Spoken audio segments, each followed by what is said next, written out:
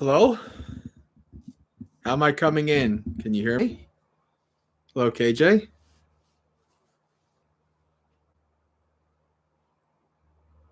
Hello, Robert. Am I being seen and heard well? No problems? All right. Hello, Douse. Douse, even though you said it's going to be 2 a.m., you're still here. At least for a little bit. Sleep is good.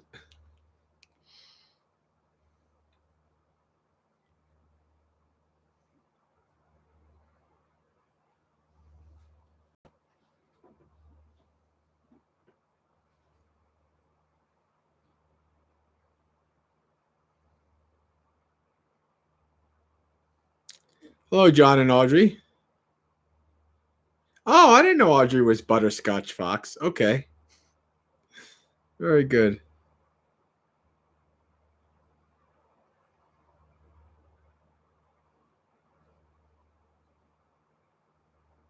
Hello, millionaire.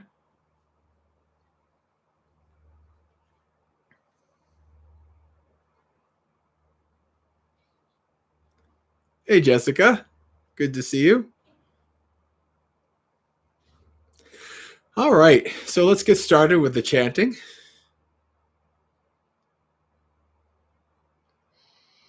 So we are going to do a fun one today. Kanda Parita on page 57.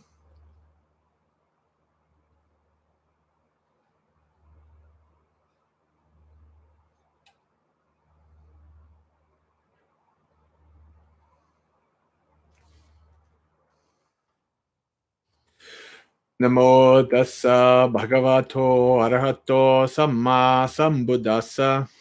Namo tassa bhagavato arahato samma sambuddhassa. Namo tassa bhagavato arahato samma sambuddhassa. Virupakehi me mettang mettang erapatehi me.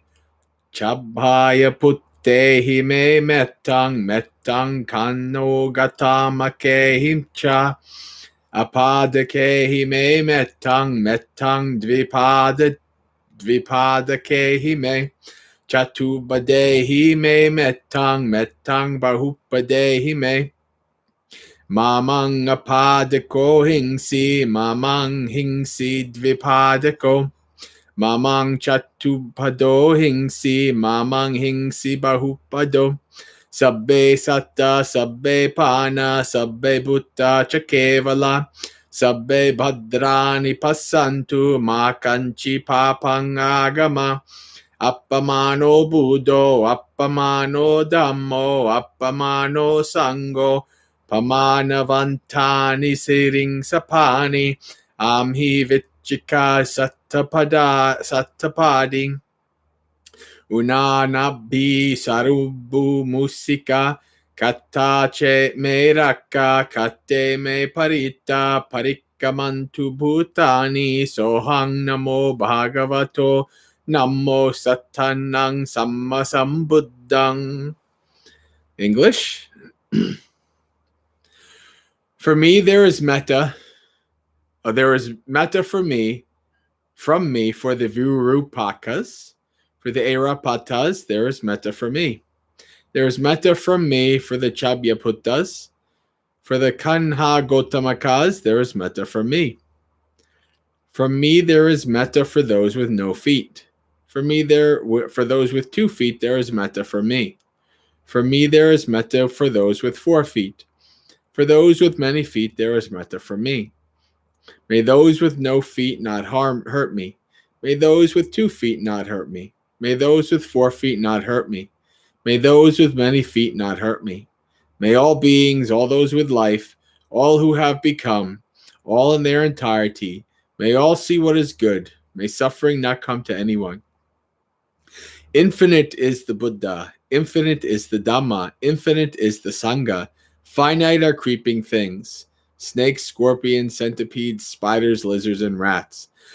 I have made the protection. I have made the safeguard. May the harmful beings depart. I pay homage to the Sublime One. I pay homage to the 7 Buddhas. All right.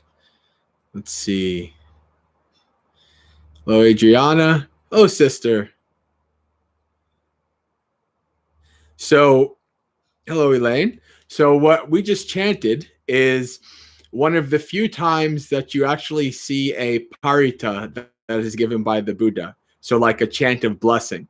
Chant of blessing is something that's become very, very popular. There's lots of them in the Buddhist world. But in the early text, there's not too much. And this is one of them. This comes from a sutta called By a Snake. And what happens is it starts out with a monk has died from getting bit by a snake. And they go and tell the Buddha, and they said, and Buddha says, well, if he had practiced metta for the 4 great kings of snakes, the 4 major types of dangerous snakes, then he would not have died. Right? And so then the Buddha teaches them this, to have metta for the snakes.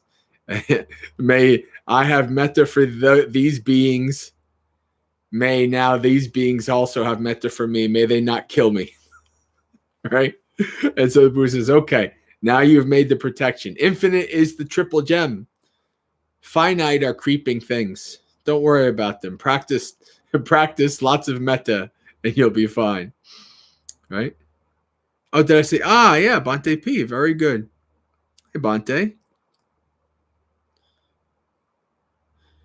Oh, we have the Fourfold Assembly here,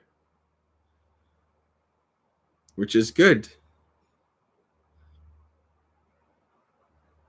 Robert says, I love Pali chanting, but I can never seem to get my tongue around the pronunciation and rhythm combined.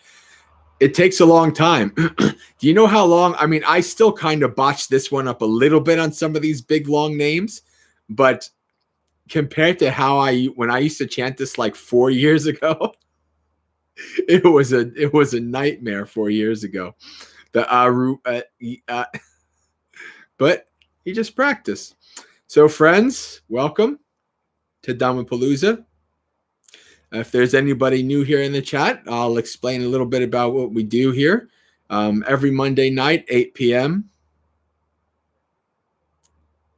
Yeah, Dallas, he died because he didn't have enough metta. If you spend time in the woods, the metta thing actually feels like it works, especially if you practice a lot of it. But anyway, so friends, for what we do here every Monday from 8 to 10 p.m. is we have a festival of Dhamma, which means there's a variety of things we do. So we did some chanting. We're going to do some guided meditation later. And maybe we'll do some readings. I'd like to, if possible, do some readings from the Samyutta Nikaya about dependent origination, right? Make everybody really confused. But what I like to do, especially in the beginning, is give the floor to the community, right? This is a community event.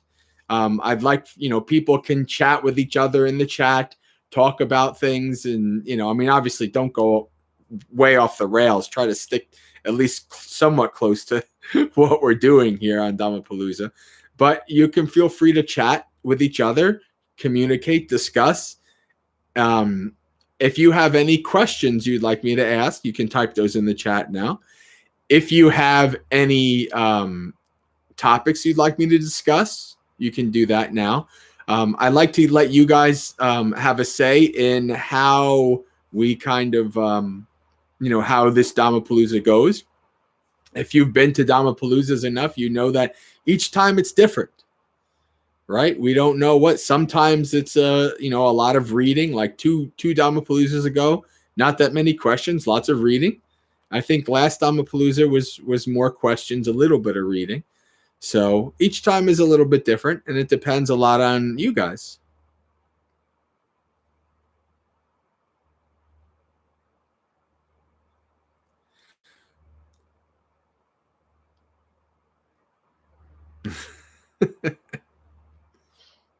Well, Adriana, when one of the suttas that we're going to read is one of the first times The first time I ever saw the Buddha say invalid question is in the Samyutta Nikaya, and that's one of these. So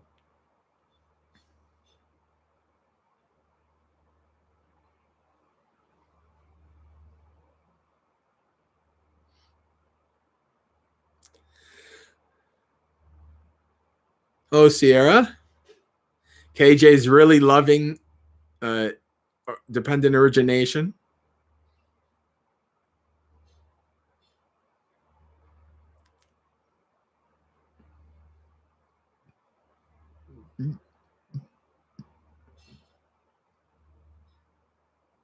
Bante, I think only I can post links. Only the host.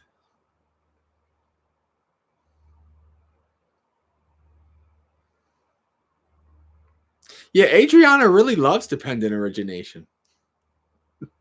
Especially when in the what is it called? The Mahanidana. I think it is Mahanidana, the great discourse on causation in Digha Nikaya, where Ananda goes, this dependent origination, I think I understand this. And the Buddha says, do not say so, Ananda. I was thinking about maybe we might do that next Dhammapalooza, maybe. It's a big one. I don't think we would really get it all in one Dhammapalooza because it's from the Digha Nikaya. But do not say so, Ananda. This dependent origination is deep, and it appears deep.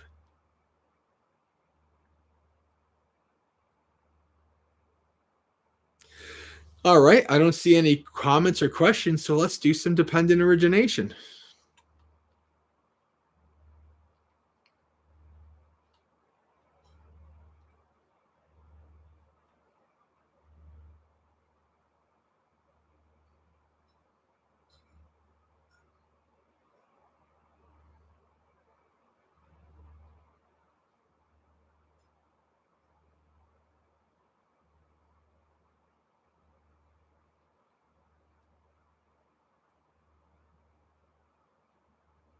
Let me just find. I have a couple of them. Samyutta Nikaya, the sutras are not long, so I have maybe 3 or 4.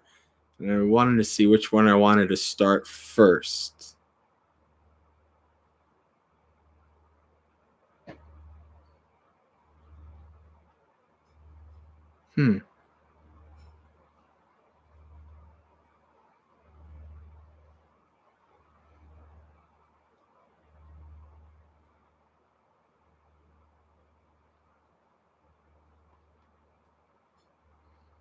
All right. Let's start with this one first.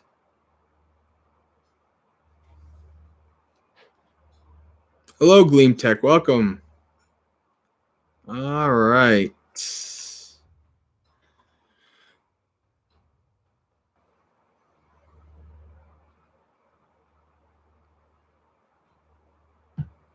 Conditions.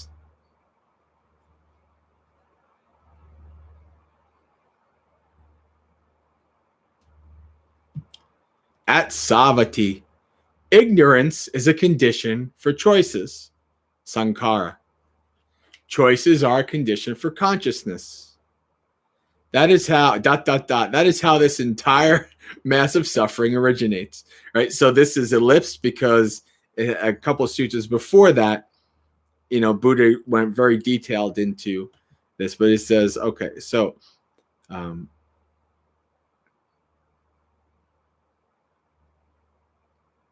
and what is old age and death? Old age, decrepitude, broken teeth, gray hair, wrinkly skin, diminished vitals, and failing faculties of the various sentient beings in the various order of beings. This is called old age.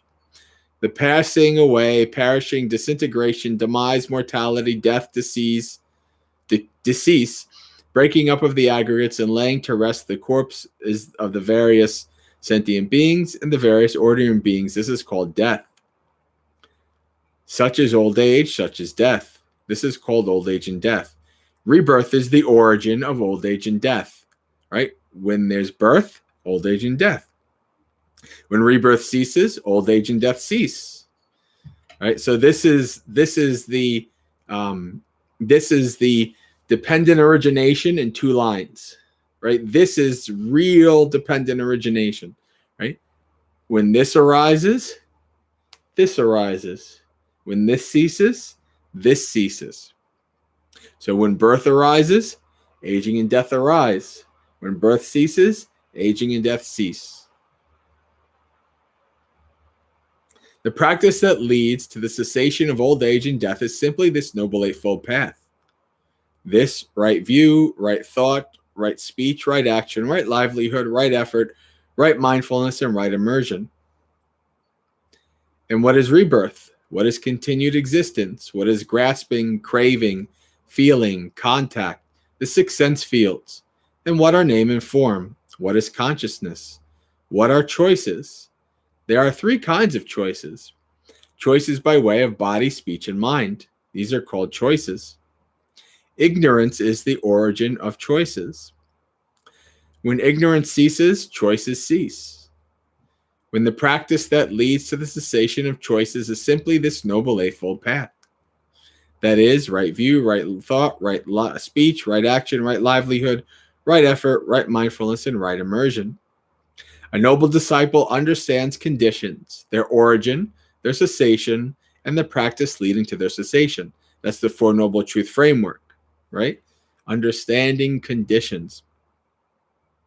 Such a noble disciple is called one accomplished in view, one accomplished in vision, one who has come to the true teaching, one who sees this true teaching, one endowed with trainees' knowledge, one who has entered the stream of teaching, a noble one with penetrative wisdom, one who stands pushing open the doors of the deathless.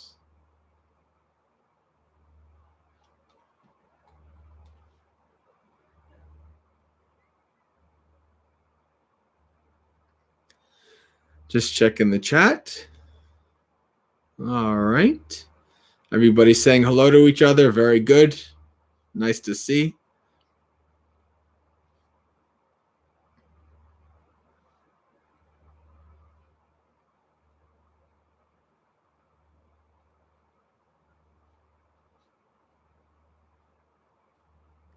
Now, what about volition? We'll do this one. If you are really interested in the Samyutta, in the dependent origination, there is literally a whole chapter, a whole section, a whole Samyutta. That's all dependent origination. Hundreds of little suttas. Right? Nice and easy. Well, not that easy. But that is the most detailed you're ever going to get in terms of explaining dependent origination in a variety of ways. So, volition. At Savati, bhikkhus, what one intends and what one plans, and whatever one has a tendency towards, this becomes a basis for the maintenance of consciousness. When there is a basis, there is a support for the establishing of consciousness. When consciousness is established and has come to growth, there is the production of future renewed existence. When there is production of future renewed existence, future birth, aging and death, sorrow, lamentation, pain, grief, and despair come to be. Such is the origin of the whole mass of suffering. If bhikkhus, one does not intend and one does not plan, but one still has a tendency towards something, this becomes the basis for the maintenance of consciousness. When there is a basis, there is a support for establishing consciousness, such and such as we just went over. But bhikkhus, when one does not intend and one does not plan and one does not have a tendency towards anything, no basis exists for the maintenance of consciousness. When there is no basis, there is no support for the establishing of consciousness. When consciousness is unestablished and does not come to growth, there is no production of future renewed existence. When there is no production of future renewed existence, future birth, aging and death, sorrow, lamentation, pain, despair, and displeasure cease. Such is the cessation of this whole mass of suffering. right? Intending, planning. I intend to live 1,000 more lifetimes because there's so many good things to experience still. Oh, don't worry, you will.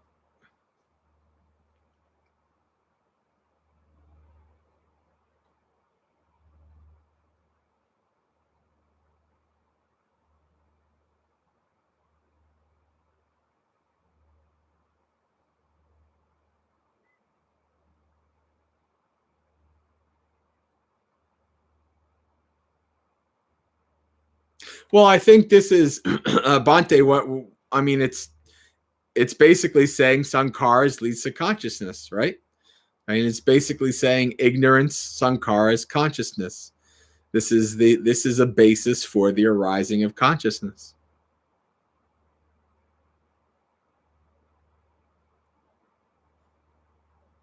The Pali word is sankara, but different. We've seen it. I think I read both a Bhikkhu Bodhi and a Bhante Sujato translation. You see it as choices.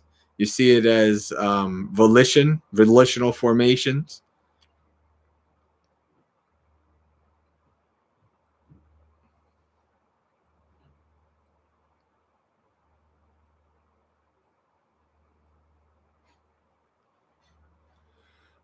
All right. Next one. There's so many gems in the Samyutta Nikaya. And I tried to choose some ones that are a bit. I mean, most people have seen the basic Satipatthana formations. I'm trying to choose ones that are a little bit thought provoking, a little bit different. Right? So, not yours. At Savati, bhikkhus, this body is not yours, nor does it belong to others. It is old kama, to be seen as generated and fashioned by volition, sankara, as something to be felt. Therein, bhikkhus, the instructed noble disciple attends carefully and closely to dependent origination itself. Thus, when this exists, that comes to be. With the arising of this, that arises. When this does not exist, that does not come to be. With the cessation of this, that ceases. That is, with ignorance as a condition, volitional formations come to be. With volitional formations as condition, consciousness, ... such is the origin of the whole mass of suffering. But with the remainderless fading away and cessation of ignorance comes the cessation of volitional formations. With the cessation of volitional formations, the cessation of consciousness. Such is the cessation of this whole mass of suffering.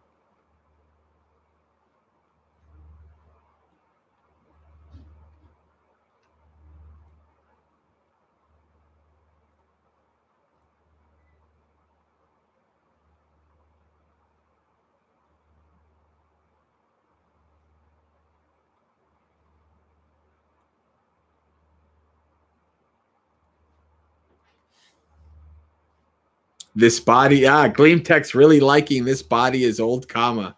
Yeah, that is. Well, it's because it is. When you're born, it's because of your kama. Old kama. When, how, why, how you have this body, all that stuff. All right, Douse. Let's see. When desire to grab the cookie appears, or being compelled to grab the cookie, how is it with intentions there? Because often I don't want the cookie, but I might end up grabbing it regardless. I would say my intentions are to have the cookie. I wouldn't say my intentions. It's more like I go with the flow. What are my intentions there? Okay, so this becomes very complicated and it becomes very hard to see, right? That desire for the cookie, that habit for the cookie is your past actions. That's your kama, right? Even if it's not your intention right then and there, because of habit, because of past action, because you've gone for the cookie so many times before, right? You've built up the karma, you've built up the habit, the underlying tendency towards that cookie. And so even if there's a part of your mind that's like, no, I don't need this cookie, the body, another part of your mind's like, yeah, we're going to have this cookie. And you're going to grab the cookie. Right? So it's connected to being able to understand that even like many of the thoughts that arise unbidden, like you didn't like think it per se, it just came into your mind, right? In many ways, you can think of it as not yours. But on the other hand, you actually did feed the fire, you fed the flames for that to arise again, right? Because it arose in the past, right? And you liked that thought and you fed it and you propagated it and it went back and it came around again, right? So even if you don't have what seems to be a direct intention at that time, it is your old habit, your old karma, that is causing that action to happen.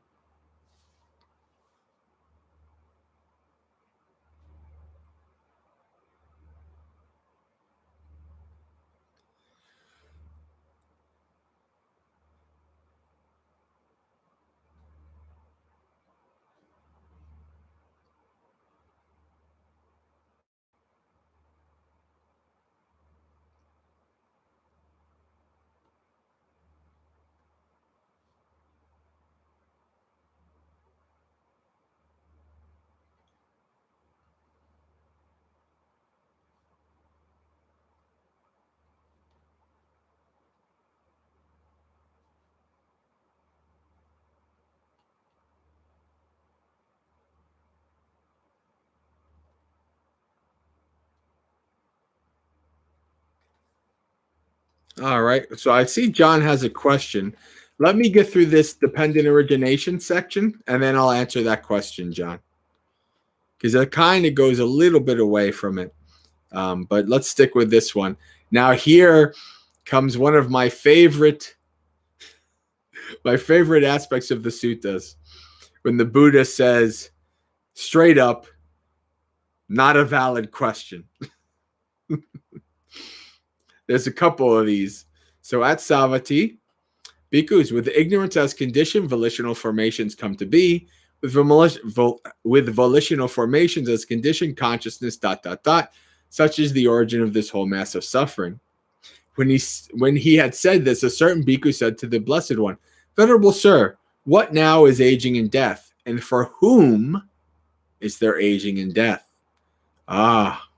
Not a valid question, the Buddha, the Blessed One replied.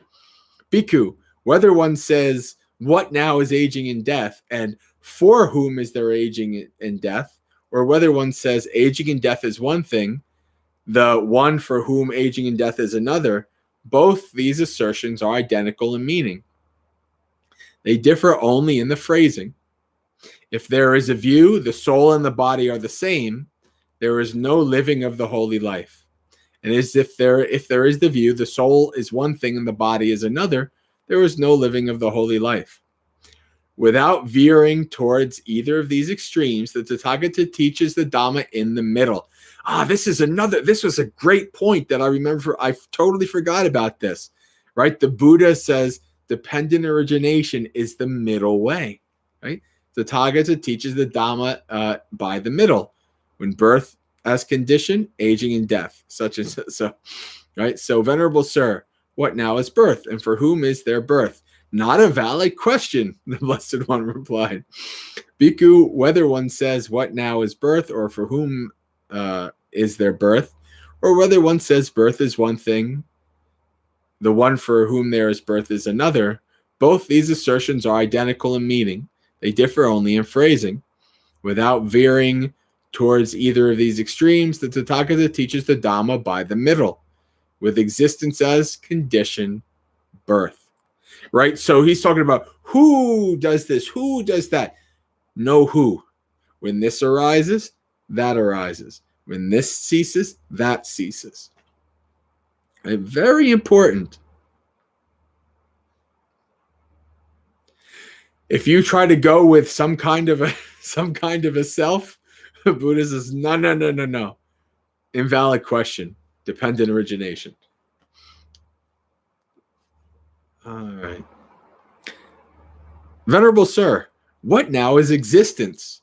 And for whom is there existence? Bhava. Right? Not a valid question, the Blessed One replied.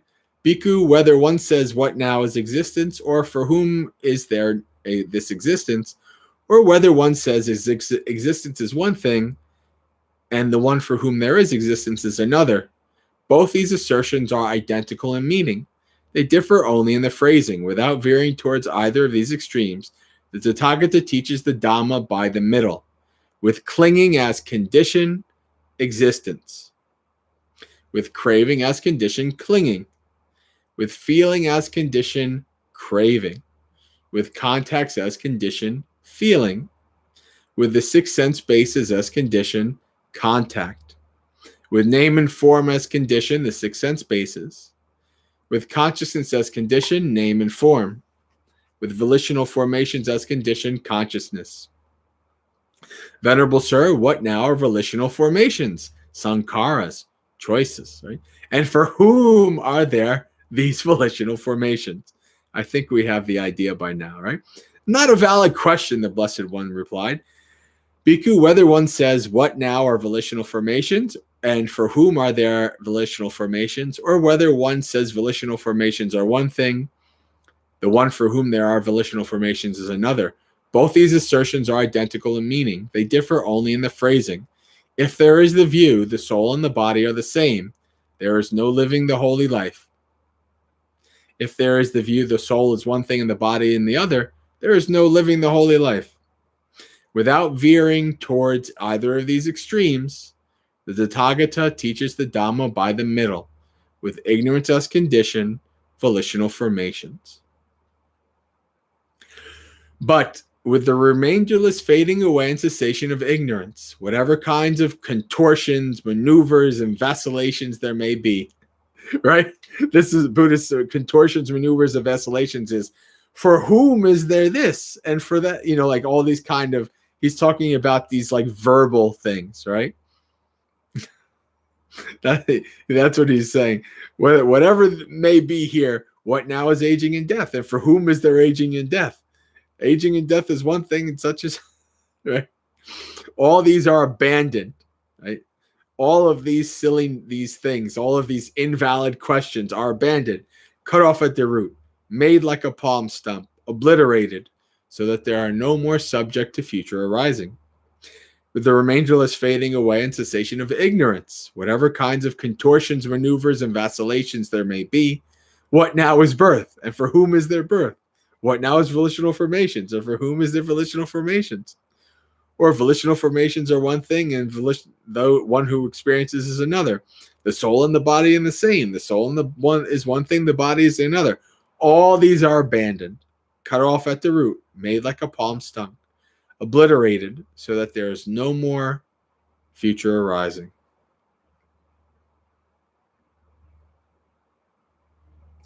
So is there anybody who actually would like me or needs to have me do a basic run through of the 12 steps of dependent origination? I kind of assume that most people here probably already knew it, at least to a certain level. But if there is somebody who's brand new, doesn't really know much about dependent origination at all, I can go through it. Dallas, yeah, when you ask the Buddha a question and he says invalid question, you take some meaning from that. Right? Okay. Yeah, this is a waste of a question. Right?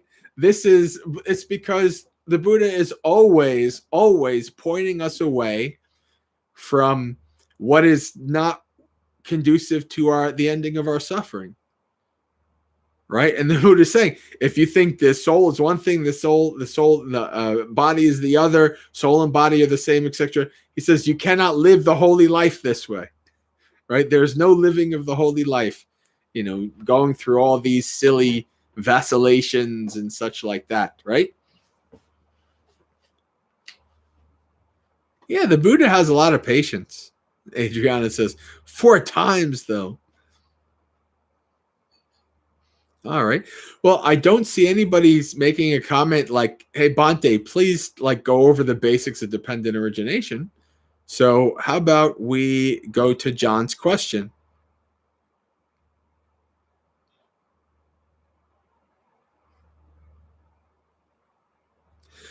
Is this the same question from before? I feel like I answered this question. How do maybe you're still dealing with it, or maybe it was somebody else. I don't remember. Hey, how do I best deal with feelings of aversion to other people acting unwisely? I'm trying to set aside metta for them, and they're all too human bad decisions.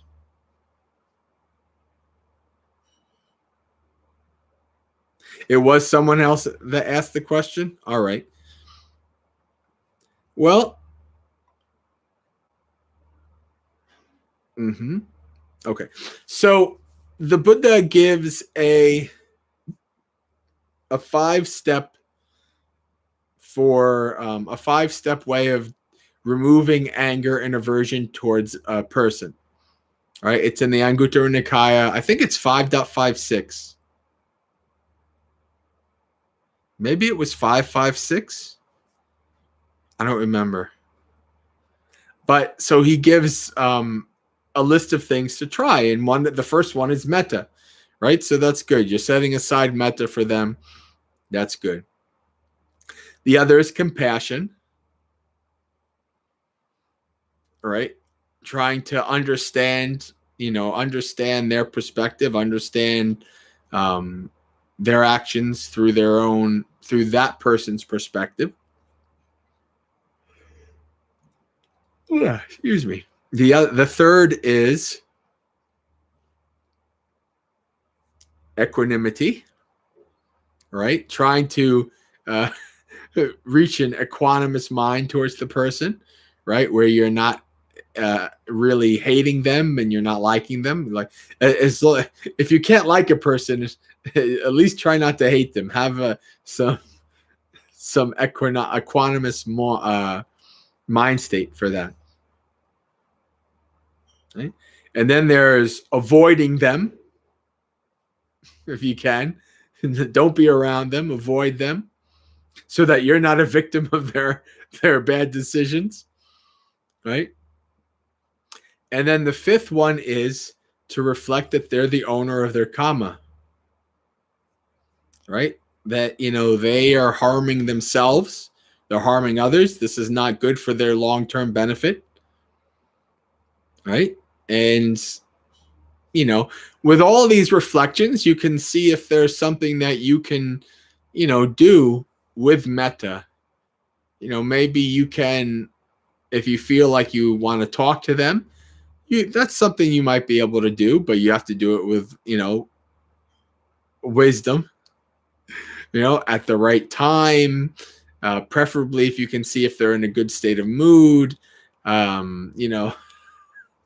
with lots of wisdom, with lots of understanding.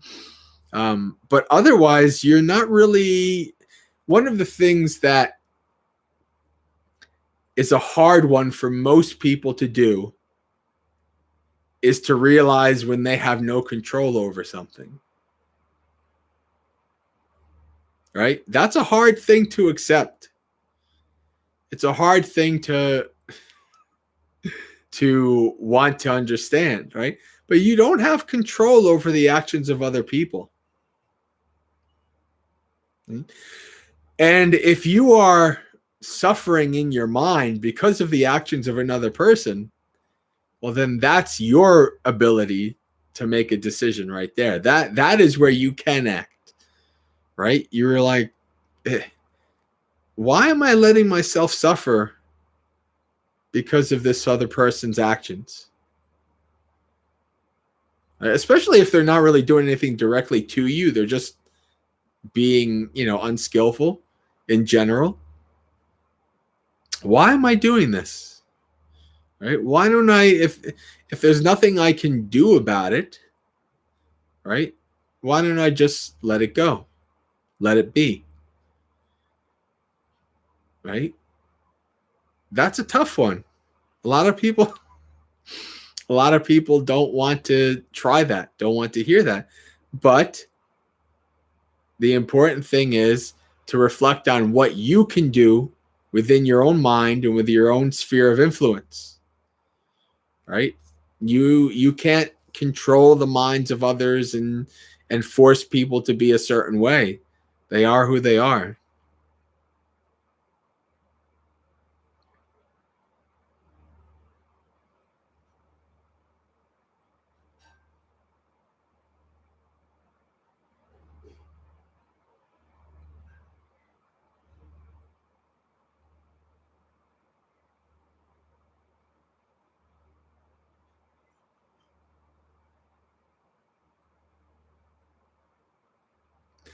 John says, I'm going through all of those or digital versions of these. Sometimes my aversion is squashed to mild disappointment.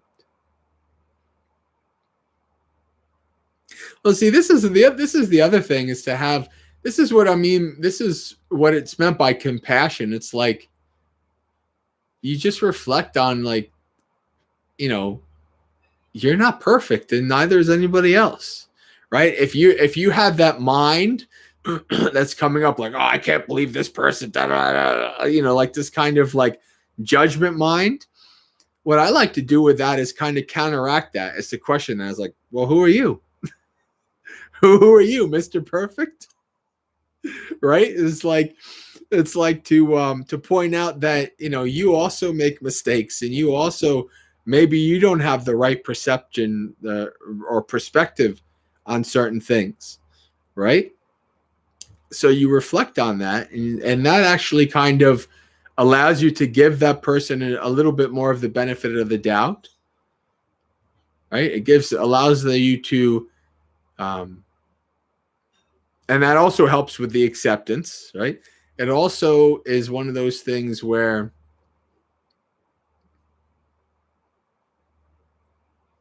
that helps you to lessen your own suffering. When you question yourself, when you call out yourself, it's like, oh yeah, okay. Why was I so uptight about this? Let me let go of it in my mind, right? So I can have some peace.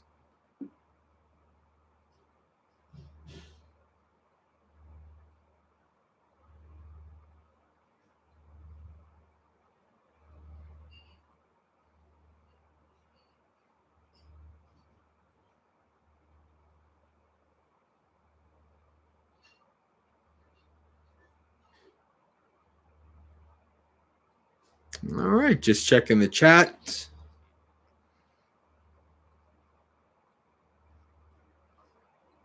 You're welcome, John. People are agreeing. That's very good.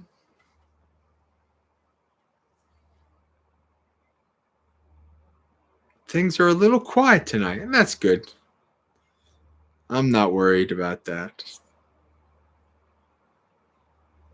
I'm kind of quiet in my mind too. Very quiet, calm, a little tired. It was a busy weekend.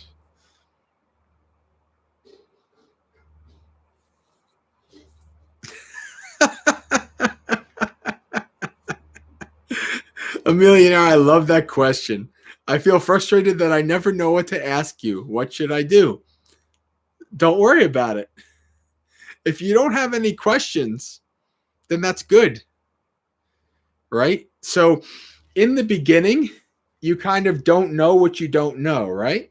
And so you're just learning, you're just absorbing.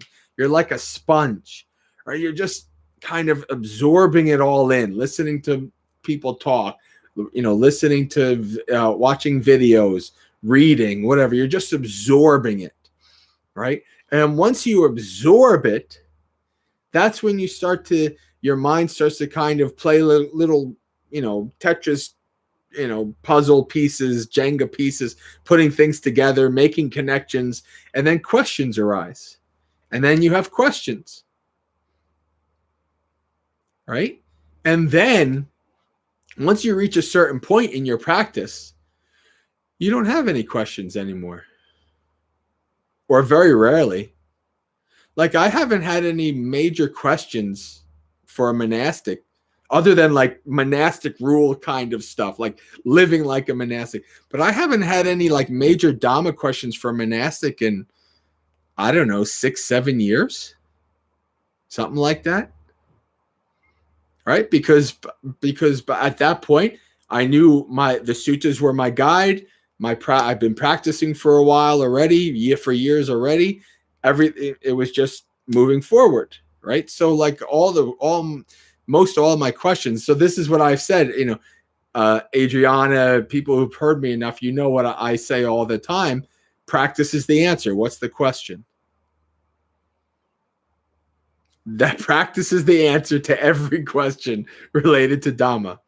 I mean, obviously you can go a little bit deeper. I mean, a little bit more specific, but in all reality, practice is the answer.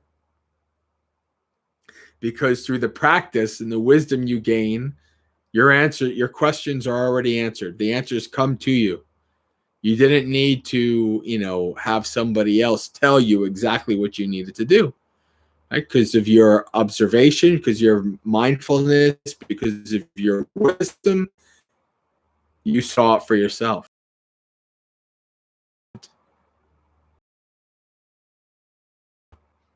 Now, you never feel like you have to ask a question. Silence is just as fine as questions.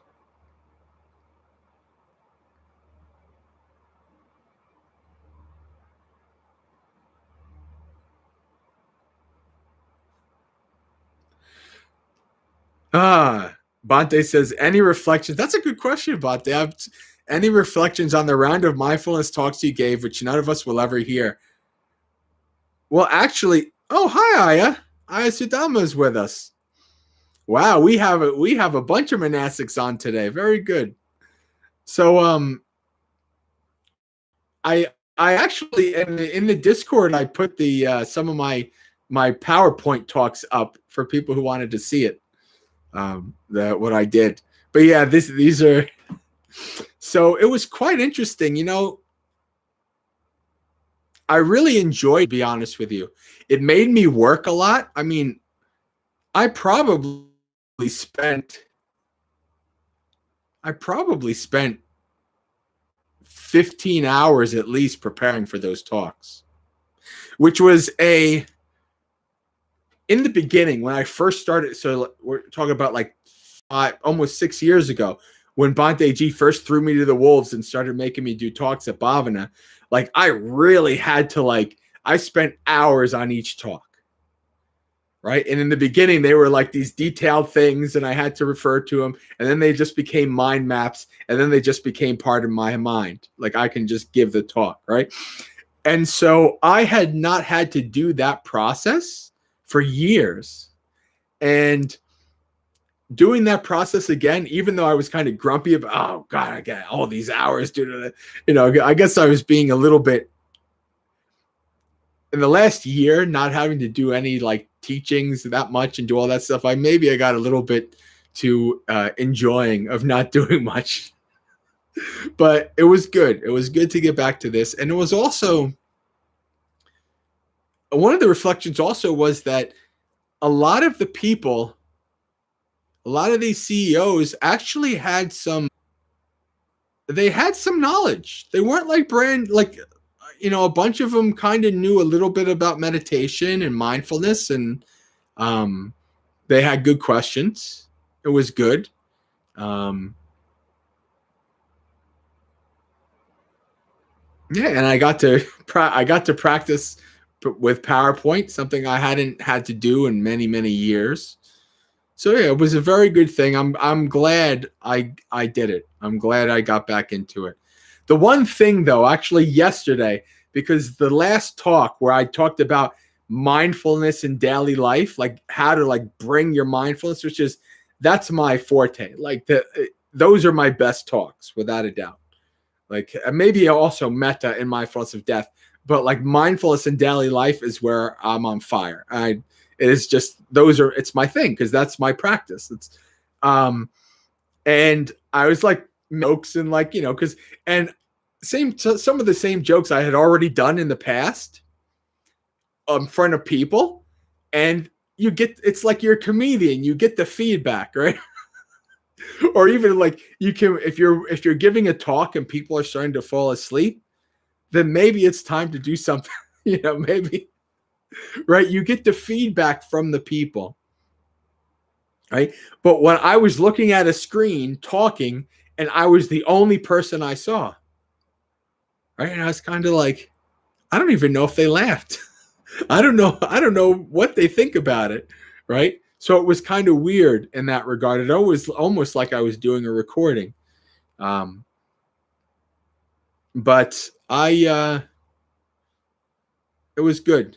I'm glad I did it. And now I have my first ever online retreat in 2 weeks.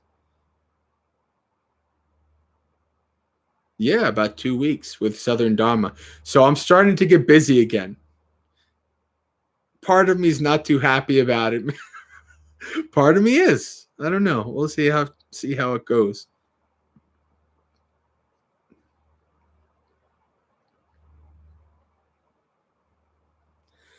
Okay.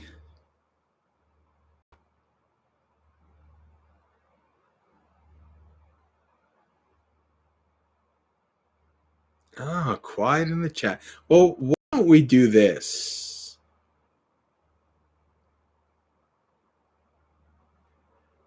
Yeah, well, actually, maybe we'll wait a little bit. Because maybe about 9 o'clock-ish, we'll do a guided meditation.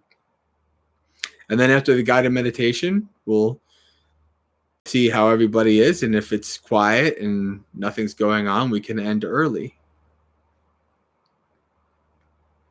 But let's do this analysis of dependent origination.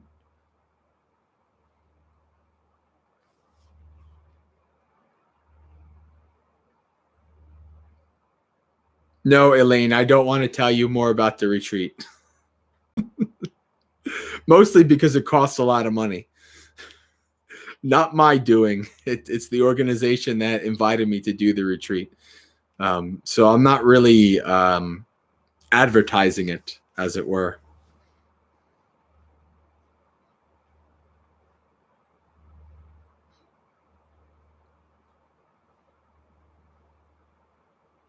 I'm doing a retreat with Southern Dharma, which is I don't know if you call it quasi. It's one of those kind of like quasi secular, not so secular Buddhist kind of places. They have monks come there. Yeah. Yeah, it's, I mean, if you really wanted to, I mean, honestly, it's like $150. And I can't, I mean, if it was $20, I might advertise it like, hey, it's only $20. But $150, I can't in good conscience say like, yeah, come to my retreat, pay $150. It's a bit too much. Maybe that's a good topic that we can talk about for a couple of minutes. Money and Dhamma and Dana. What are your experiences with like paying to go to retreats, paying for talks, anything like that? Does anybody have experiences? Maybe you go to places like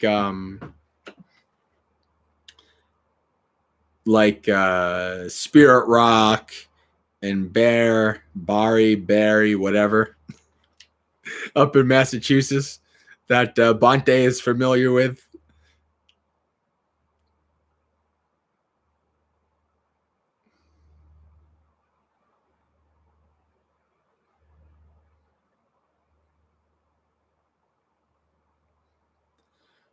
See, that kind of whole aspect of Buddhism / meditation, I was never a part of because I went straight to the monks.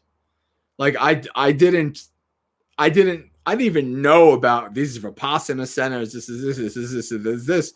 I had studied all the different religions. I liked my Buddhist monks. Buddhism, I was like, Buddhist monks are cool. You know, like all the Buddhist monks I saw in popular culture and the Dalai Lama, they're all happy, smiling. It was like, oh yeah, Buddhist monks are cool. So when I became a Buddhist, it was like right to the monks. So I never like paid for retreats, paid for talks, paid for any of that. That wasn't my thing. What's the question, Adriana?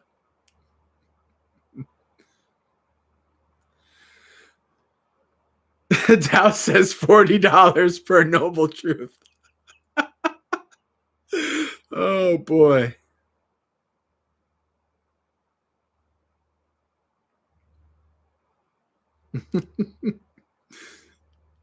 Ay, $40 per noble truth. Adriana, are you typing your question?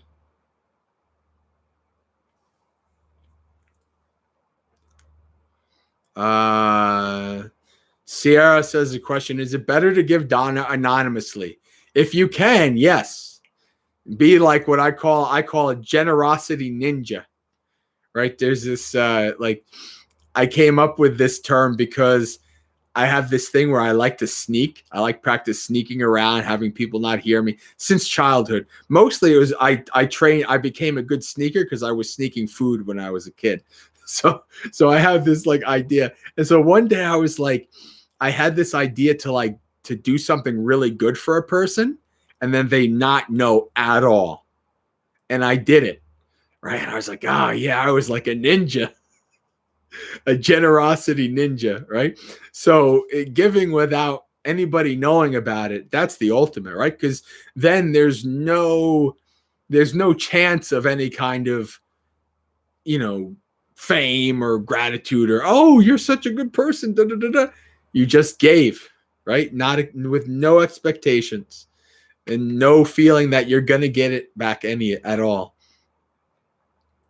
Oh, there's a little ninja emoji. You're very good. Yeah, generosity ninja. And so every time I've had the ability to do something good and nobody know about it, I did it. Because the Buddha actually says that there is this, it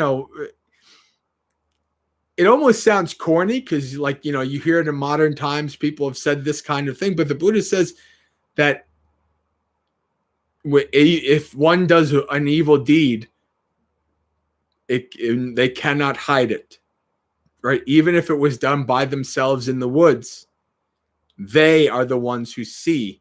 They are the ones who are witness to that evil deed, right? So if you've done something bad, right? And you also know if you've done something good, right? And nobody else necessarily needs to know. Or I mean, obviously you can't always be a generosity ninja, right? You do give directly to people, stuff like that. But if you can, do it without anybody knowing, yeah.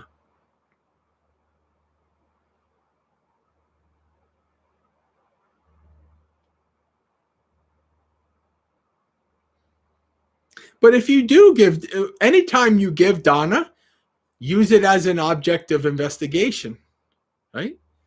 Watch your mind. Look at the intentions.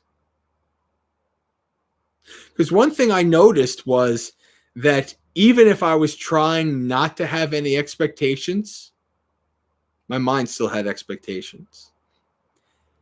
Even if I was trying not to be thanked because of what I did, my mind still kind of wanted to be thanked, right? So you observe your mind and you see that he's like, oh, all right. I see that. I see you, Mara. I see that part of my mind, right? So you observe, and that actually gives you a bit more control over your intentions and your understanding of your actions, right? Because if you're about to do an action, you can observe in your mind, in your brain, all the different kind of, as Thanissaro Bhikkhu says, the committee of the mind, all the different aspects of your mind kind of making comments and fighting each other and deciding who's going to, be the one who comes out dominant and things like that. You observe all these things.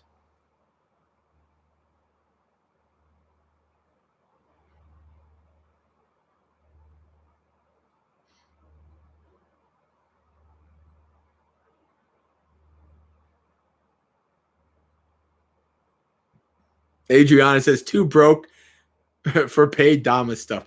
That's one of the main reasons why I believe Dhamma should always be free. So that there's no paywall, there's no barrier to entry, because Dhamma's for everybody. Dhamma should always be free. I know that's probably an old school view, but I'm going to stick to that one. I have my principles, and I can be a stubborn idealist. I've let go of a lot of my stubborn ideals, but that one I don't think I'll ever let go of, because it's one of the most important ones.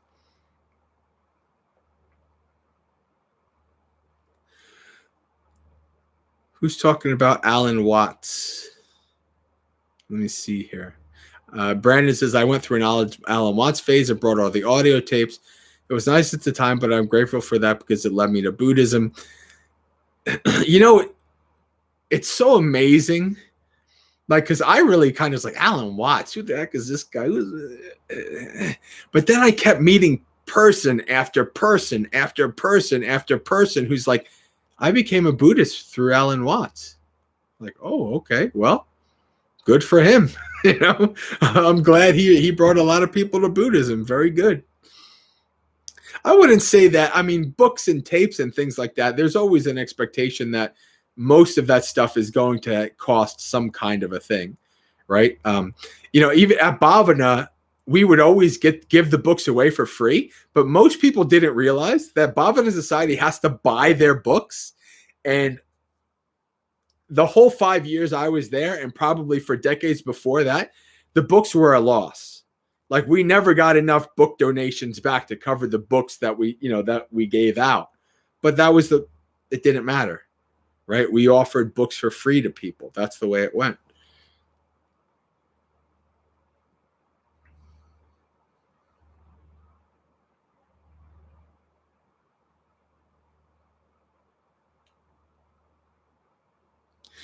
Elaine said $20 for a 1.5 hour Dhamma talk and got quick. That's a bit steep.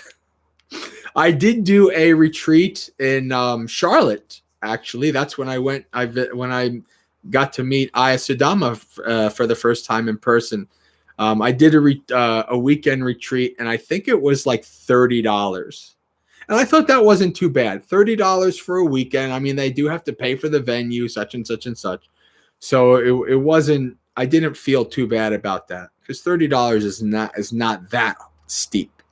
But that was for like a whole weekend, not for like $20 for an hour and a half. That's a bit much. The business mini is like, okay, let's see, time versus that's not a good price.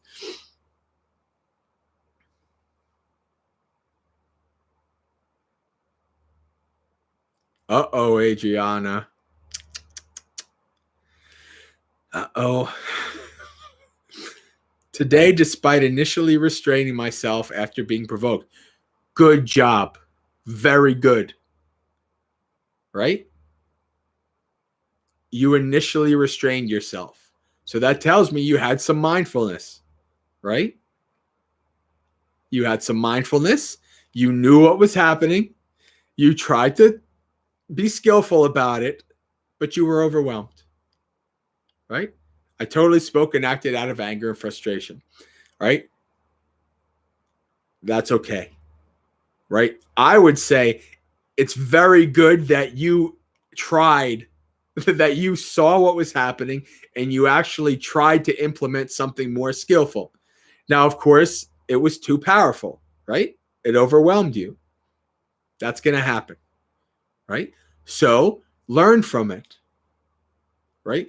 What was different this time, right? Were you able to observe kind of where you lost control, right? Where were the forces of Mara? At what point did the forces of Mara overrun you, and your attempts to be skillful were wiped away, right? That's what you want to do, right? Each time this happens, you get a little bit better. You keep investigating, you keep observing, you do like a what do they call it? Like an after action report, right? Or like in sports, they watch the game they watch what, the game afterwards, right? To see what they did wrong and stuff, right? So you do like this assessment after, how was it when I saw it arose? What were the actions that I attempted to take? How did they work and how did they fail? And then maybe, what can I do better next time? If this happens again, maybe you saw something after, either in the middle of it, or doing the after action report, where you say, "Oh, I think I'm going to try that next time." Right? So good job that you attempted to hold back the wave. Learn from the fact that you didn't.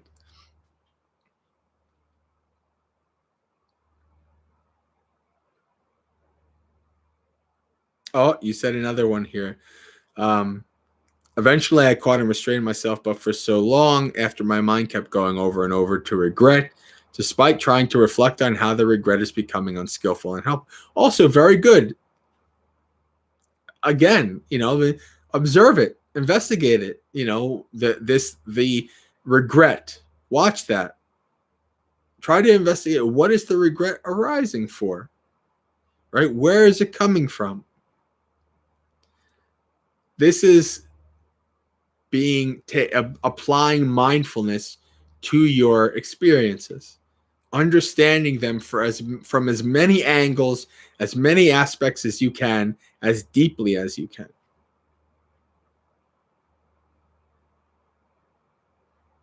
Hello, Wu. I don't think I've seen you on the stream before, so welcome. Unless this is somebody that I know somewhere else, like on the Discord, and I've not seen your YouTube before. Good night. Shab is going to bed, or putting the kids to bed, one or the other. Sarah says thanks. I don't know what for. Maybe the generosity thing. Okay. I read in a Tennis or a Bhikkhu book to be wary of places that put pressure on you. Donating to the masters of the place for Dhamma talks, etc. Yeah, Tennis or a Bhikkhu actually probably goes above and beyond in making sure that there's not even a hint of like donate to us. Like he goes way more than most places, maybe even a little bit more than I would.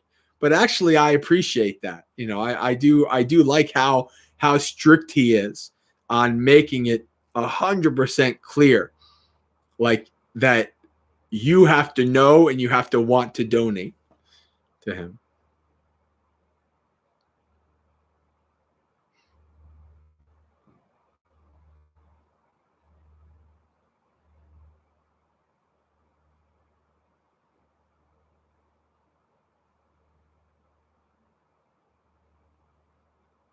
How does one support me? So if you go to my website and up top it says support Bhante J, it has all the information there. You can go to there.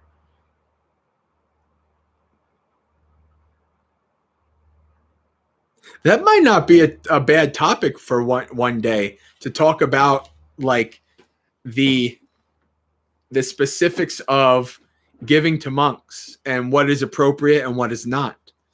Like, don't give us an envelope that has money in it. These kind of things, right? That's a very good thing for lay people to know, especially people who are kind of new to Buddhism that don't really know what's appropriate.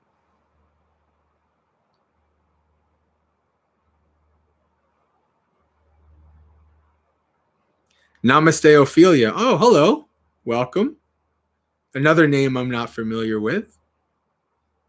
Sierra says, I've seen crazy prices for Dhamma teachings. Well, yeah, I mean, I've heard of places where, you spend like $1,000 or even $2,000 for a week. But they have maids and stuff too. So I was that, again, the businessman in me is like, I did. Most of you know I like had a photography business and entrepreneur stuff, so I know I do have a business side. And the businessman in me is like, if I'm spending $1,000, you better have mates, right? I better have whatever catered food and such if I'm spending that much money. Whereas you go to Bhavana, right? Like the food is basic. The cabins are slightly falling apart, right? But the teaching is wonderful, and you're in such a wonderful place that you just love it. Right? And very few people. I mean, I've read probably 1,000 or 2,000 retreat evaluations. Very few of those people ever complained about the conditions at Bhavana, right? Because of the experience, because of the top-notch teaching, because of it being free and available and so welcoming and opening to all people, right? Not Buddhists, Westerners, everybody, right? So people loved it, and that's how it should be.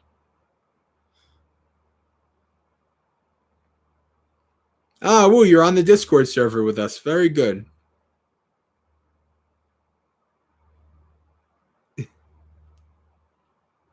After action report. You can tell I'm way behind on the chat because of the AAR is definitely a military thing.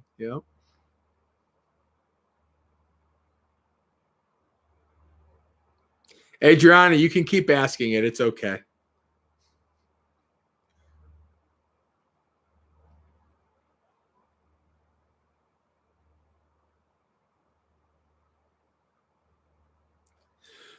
He said that if you want to repay him, you should put the teachings into practice. Yes, this is how it should be, right? This is what the Buddha says, right?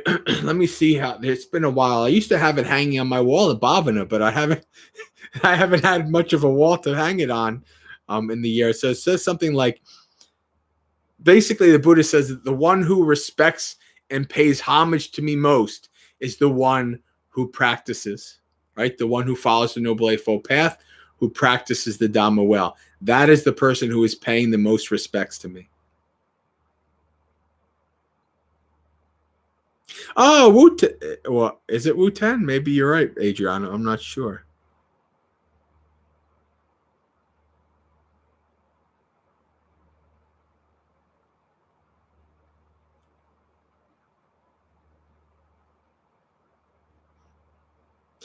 Well, I have also kind of a businessman outlook for monasteries and Dhamma centers as well, right?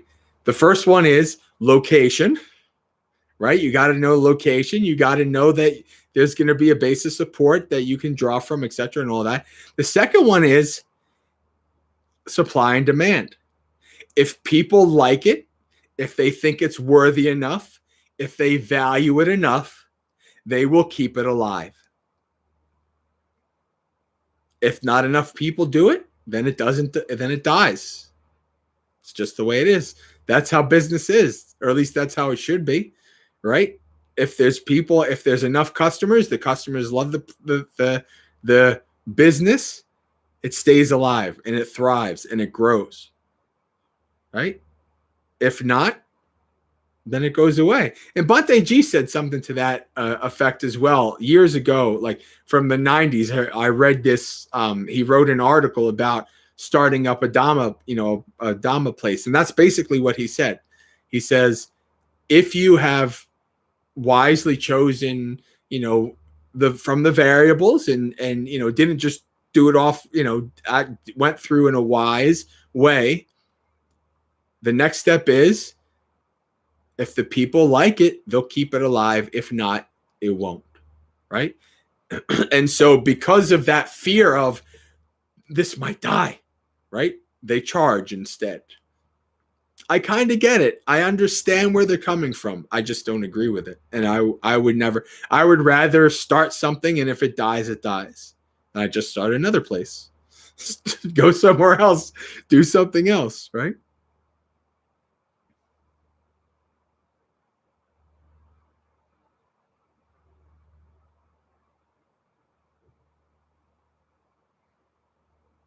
Ophelia, very good. I'm glad you were able to make it with us today.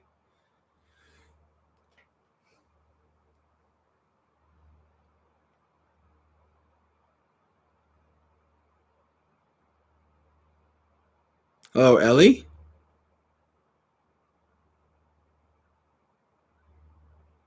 The croaking frogs in the pond. Yes.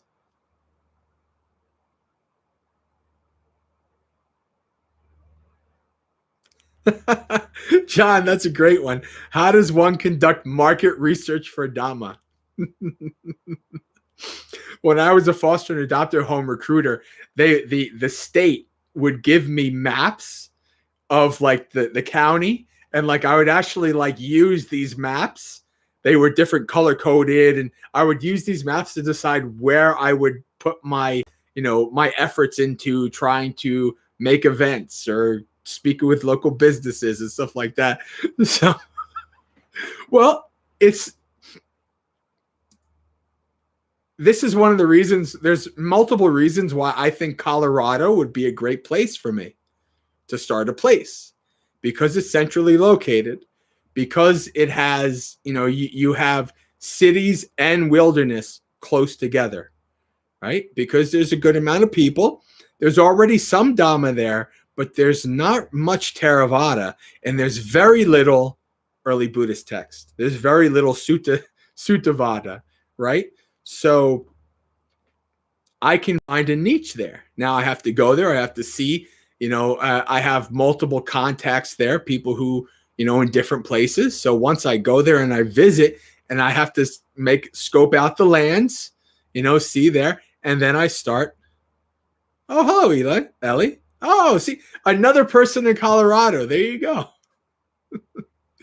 Um, so yeah, so my intuition, my business sense, my Dhamma sense all points me to Colorado. And I've been meeting a lot of different people from Colorado and people who lived in Colorado. I've been making so many connections. I think that's where it's going to go. But maybe Colorado doesn't work out. I have to find another place. I'll start another place somewhere else. I don't suspect that Colorado is going to be the place. So my ideal is to have a setup like Ayasudama within 5 or 6 years in Colorado. We'll see what happens. Yeah, Amy's there as well. Yeah.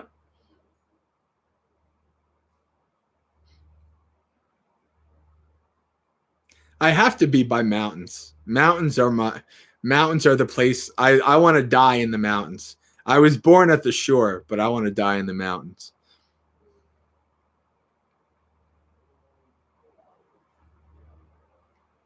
Yeah, exactly. So that's my market research, John. I have to kind of get there, and what seems to happen is most places start close to a city, right? And then they kind of go out and they have like a monastery or a hermitage or whatever. They get a base of support, right? If you just I'm going to go to Colorado and I'm just going to find a random nowhere place and start building a monastery. Who's going to come? Who's going to know? Right? Nobody's going to know what is going on. Is this a cult? What? Right? But if you start out close to population centers, people know you, people get to know you, you get maybe in the newspapers, such and such and such and such, and then you spread out.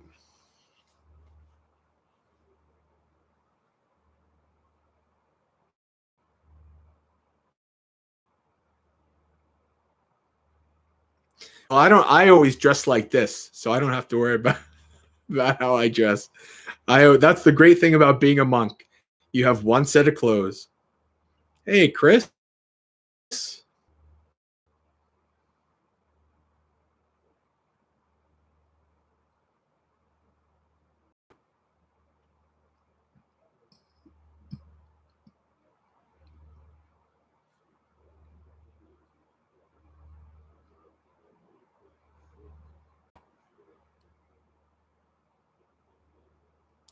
Okay, people talking about snow in the spring. That's right up my alley. I love winter. I love snow. I don't care when it comes. All right. So I'm not seeing anything. We've kind of gone a little bit off Dhamma. Kind of on it, not too far off, but talking about Dana and places and things like that. But oh wait,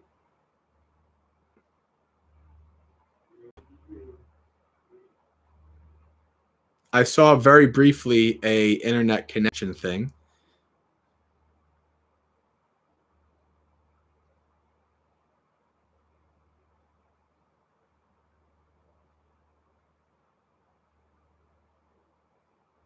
Oh, that's right. I forgot, sister, that you're in Colorado as well.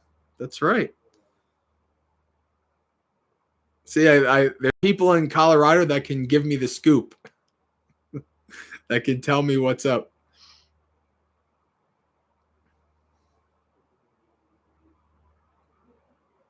All right.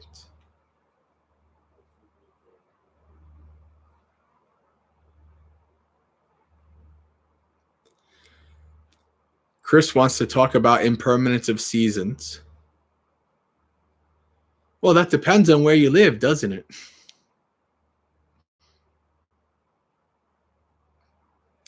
I hear in California it's pretty much 70 all the time. There's one season. Well, I guess it also depends on where in California, too.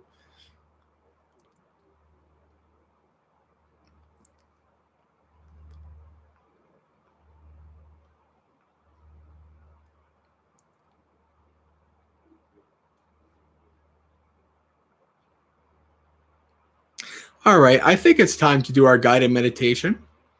Then we'll have about 6 or 7 minutes at the end.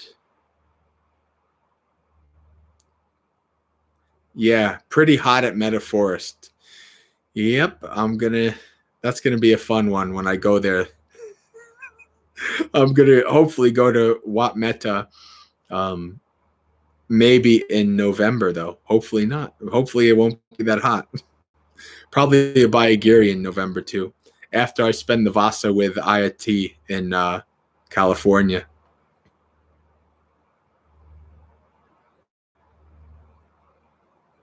Hey John, have you ever tried the World Buddhist Directory on buddhanet.net?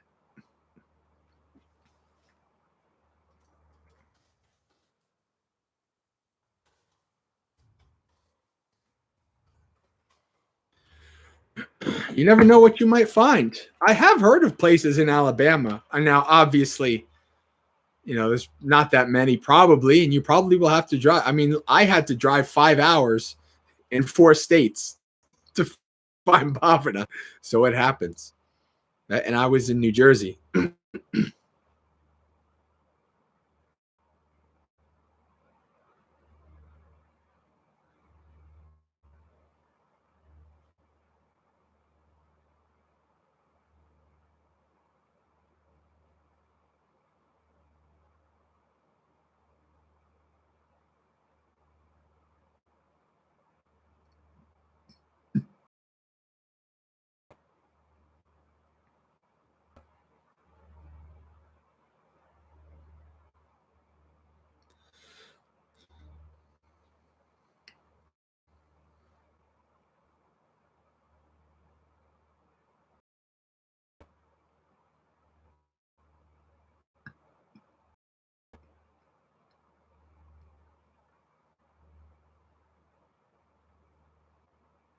That is another topic, actually. That is another topic. People in America and places that don't have a lot of Buddhism, even like Indonesia, all the Indonesian people I came in contact with, right? Where there's not that much Buddhism, you know, sometimes, especially if you are a specific tradition like Theravada, like Aya is saying, sometimes at Mahayana places there's Theravadins kind of.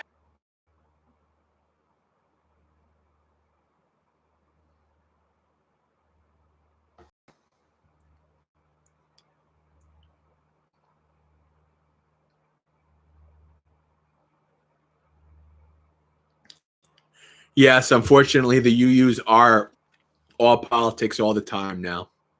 I started noticing that the last couple of years as I was traveling. Many of the places I went to were at UU places. So they do, depending on organizations, they do bring monks there, but they're definitely fairly politics and activists these days. But there are sometimes they bring Buddhist monks to, or teachers for weekends and things like that. So who knows? But I think we should do our guided meditation because we're coming close to 9:30. It's a good time to do it.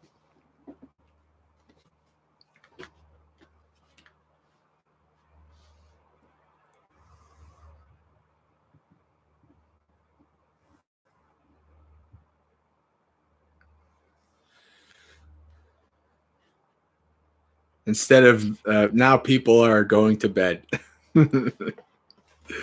I said meditation, not sleep. Good night, Elaine. All right. Set your body up in a stable and comfortable position. Whatever position works for you.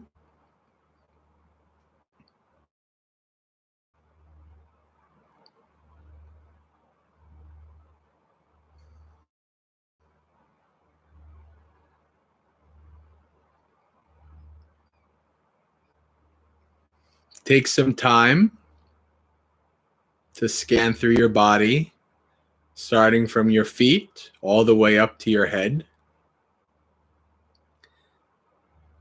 When you go through a body part, like the feet, we want to bring our awareness to whatever sensations arise that we can connect our attention with, such as the feeling of the feet pressing against the floor, etc.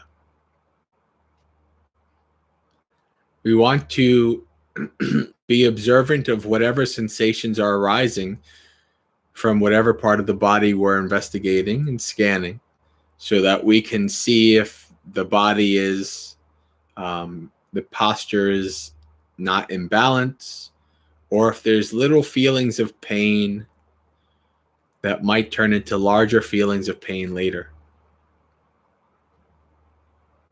So as you scan through the body, observing the parts, adjust your posture as needed.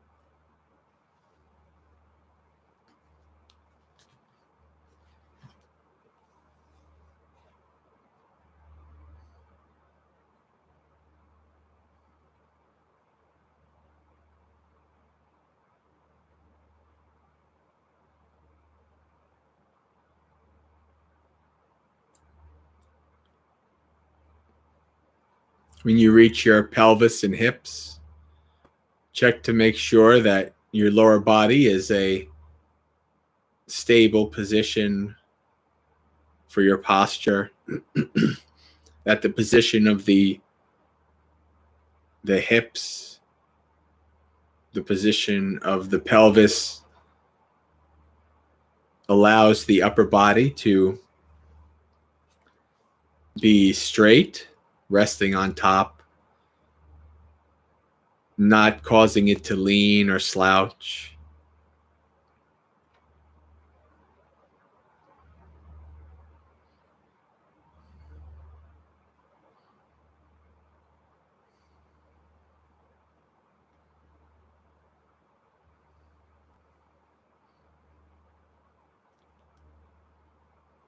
Developing good posture and checking your posture before moving to the breath will allow you to sit longer with less pain and discomfort. So it's always good to scan through the body and adjust yourself to minimize imbalances and pain.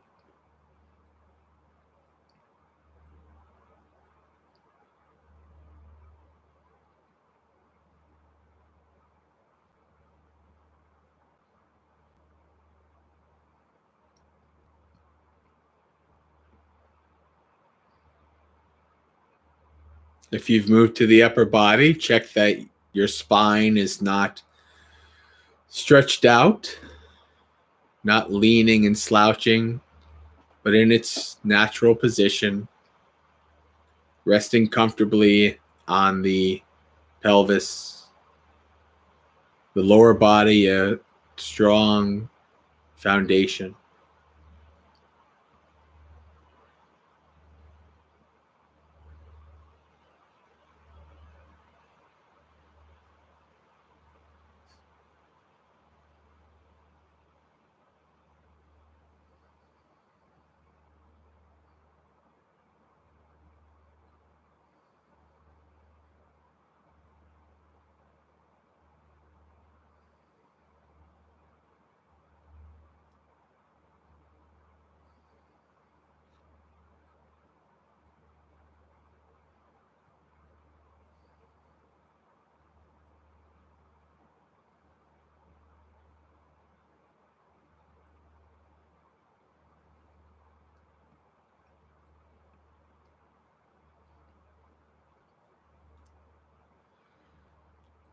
When you're done setting up your body in a stable and comfortable position, let the body go and take 3 deep breaths.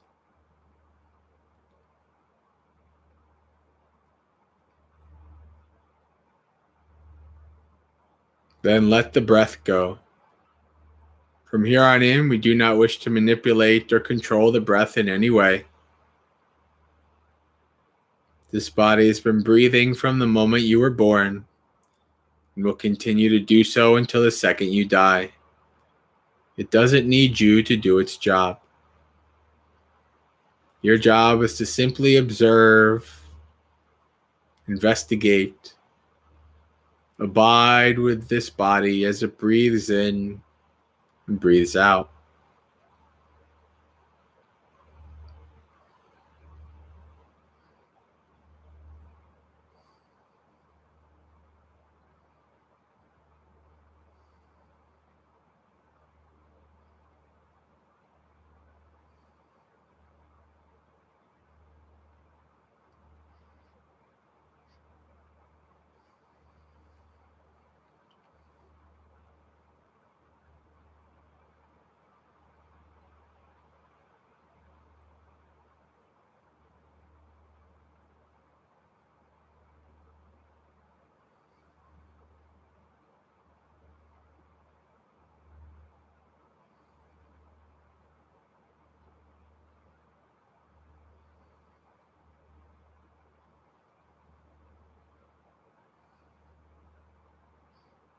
Remember to lay down your burdens.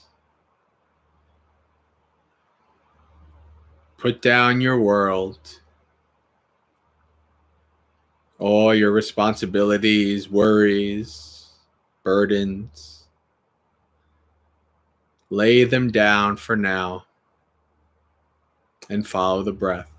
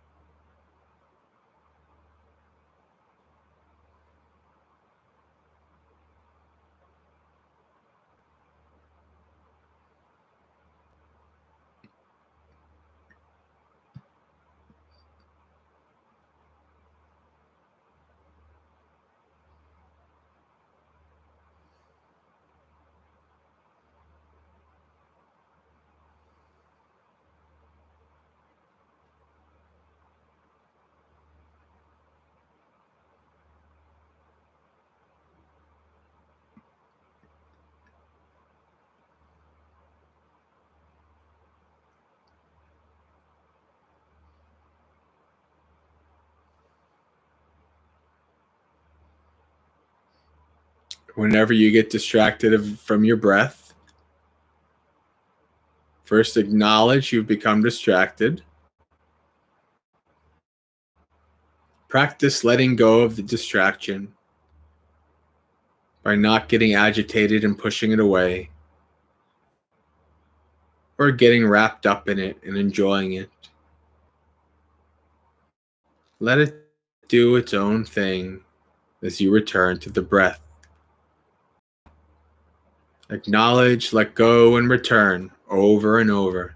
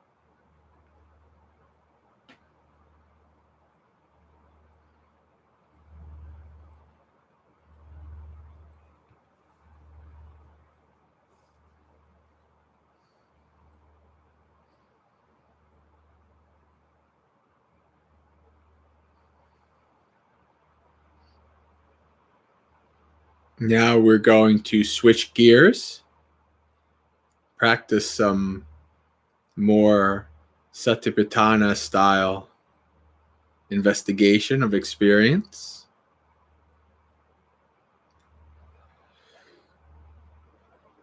Instead of focusing on the breath,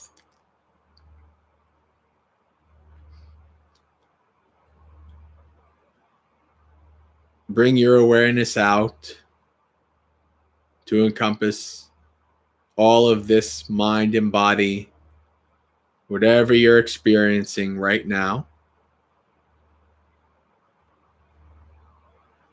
Wait for something to become prominent in your awareness, like an itch or a pain, something external like a sound. Whatever it becomes very prominent and takes up your attention.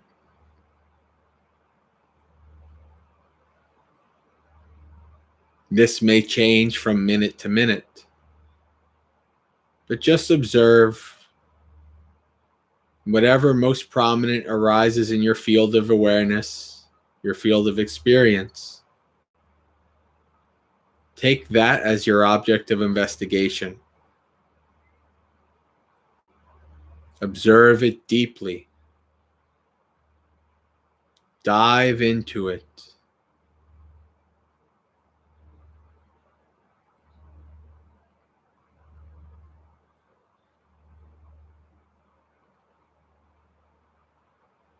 And when you do,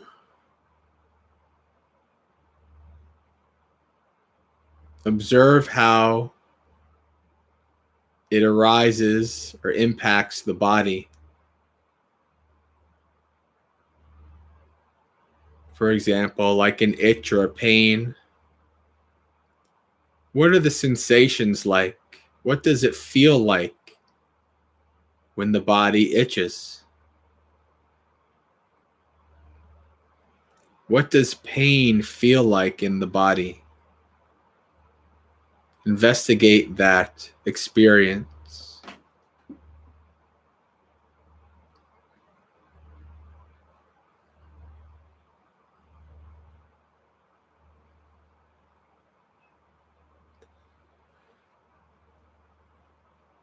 Maybe it's a sound that arises, a distracting, jarring sound. What is that experience of hearing?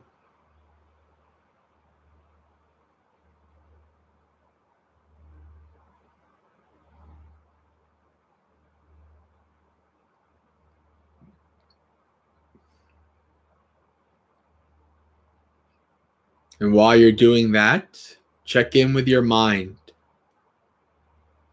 What is the general tone of the mind while experiencing an itch or a pain or a distracting, jarring sound?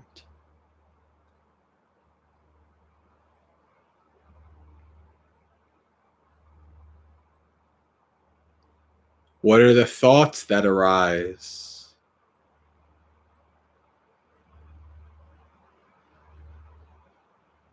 Narratives about that pain or that itch, what you should or shouldn't do, your dislike or like. Observe those thoughts.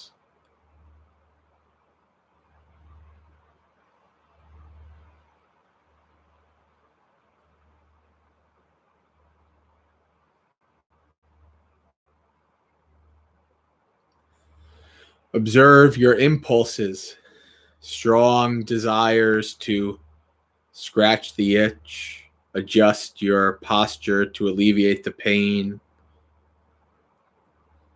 Impulses arise.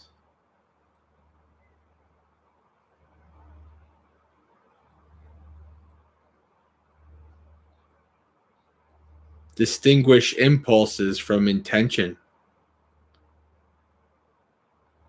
The impulse to do something in your mind arises. Then your intention is to follow that impulse or not.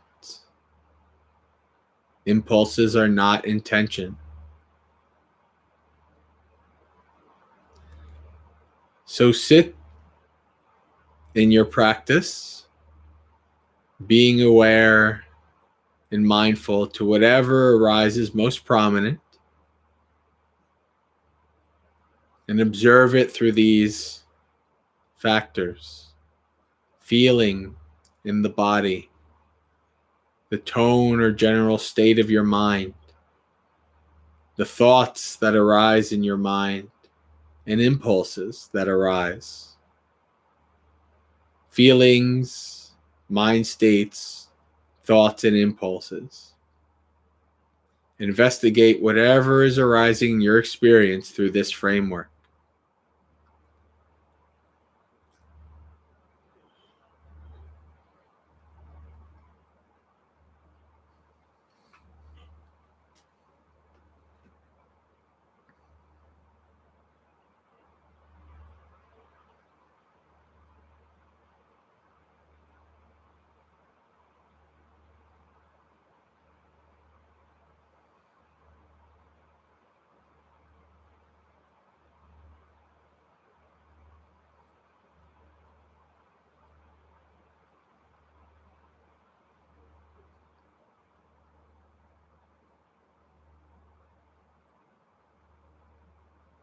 Investigate this mind and body.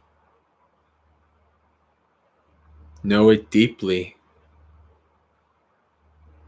Whatever experience arises is an opportunity for investigation and the development of wisdom.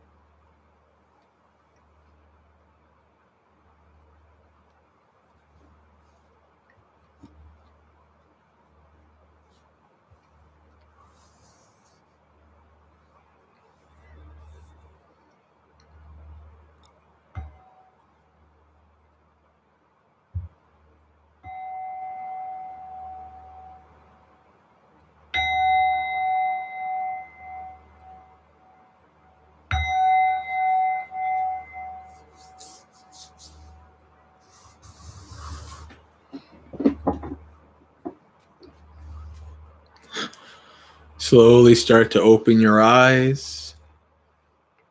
Come back to awareness of the room around you.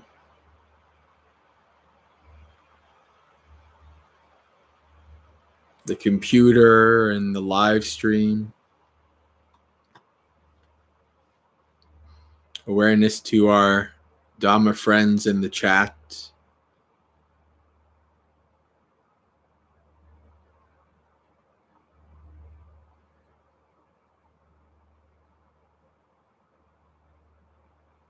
I like how Chris said, this is good Dhamma friends action. Don't sleep yet, friends. Strive forward with diligence. That's great. No, the question is, Elaine said, okay, I'm up. Is she still up? Is she still with us? That's the question. Yeah. And even if she's not, that's okay. But that is one of the great things about having good Dhamma friends, right? You can go further sometimes when you have good teammates, good Dhamma friends who encourage you to go further, because let's go further together, right? You can go further than you could even by yourself. Why? Because you can lose to your defilements, but your friends can be like, no, let's go. And then your defilement, then you kind of like, oh, well, I don't know if I want to do it. Oh, okay, let's do it. Right? So it's very good, Chris. I really like that. Come on, friends, strive forward with diligence. Hey, Elaine's here. All right. Well, Elaine, if you really needed to go to bed or really do something important, it's okay if you had to leave. But if you were, if it was a good thing that you were able to stay and practice, then it's good.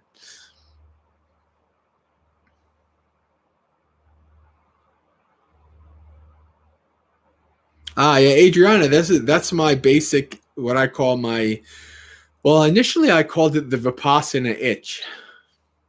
That was the first term for it. But now I call it FMTI.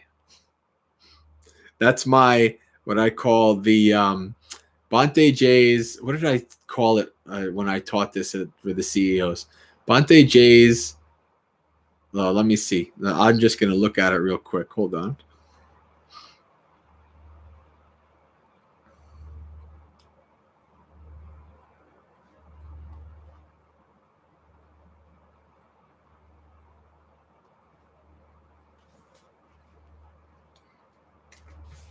There it is. Oh, wait. What? No, that's wrong. Simplified Satipatthana for beginners and secular practitioners. That's what I called it. Simplified Satipatthana for beginners and secular practitioners.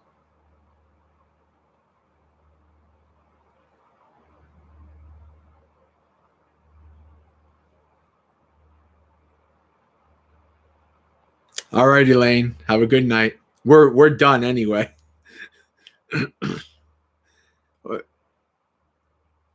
John made a comment. Where? Oh, there. Okay.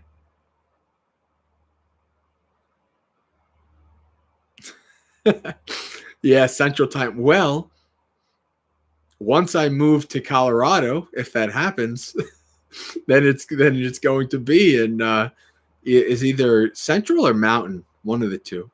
All right, friends.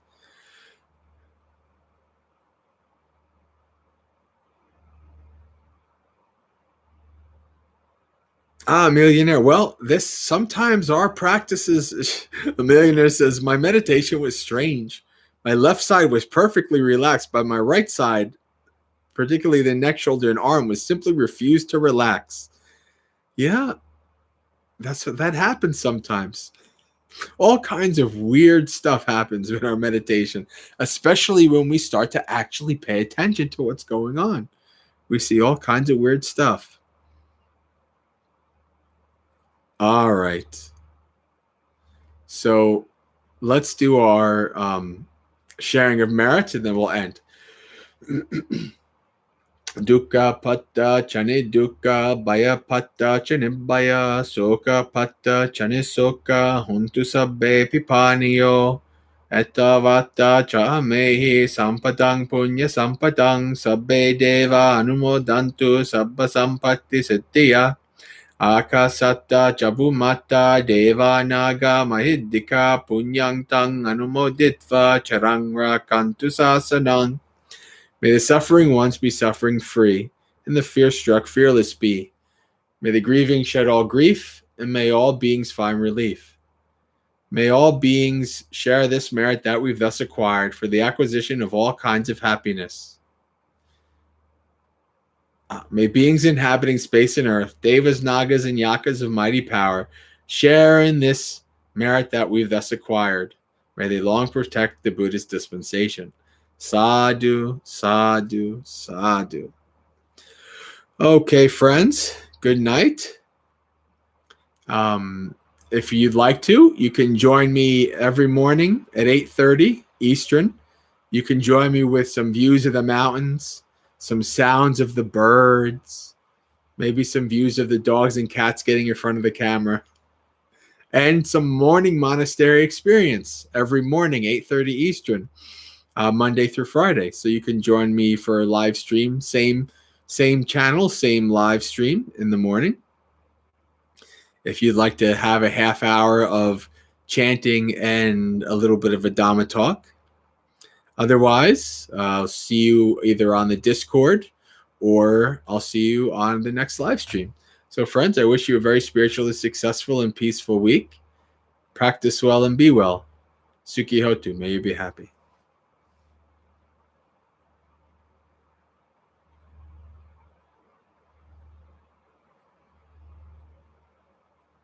Very good. There's the email.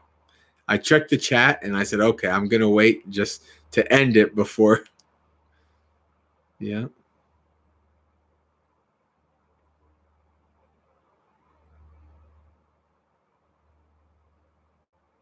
All right. Good night.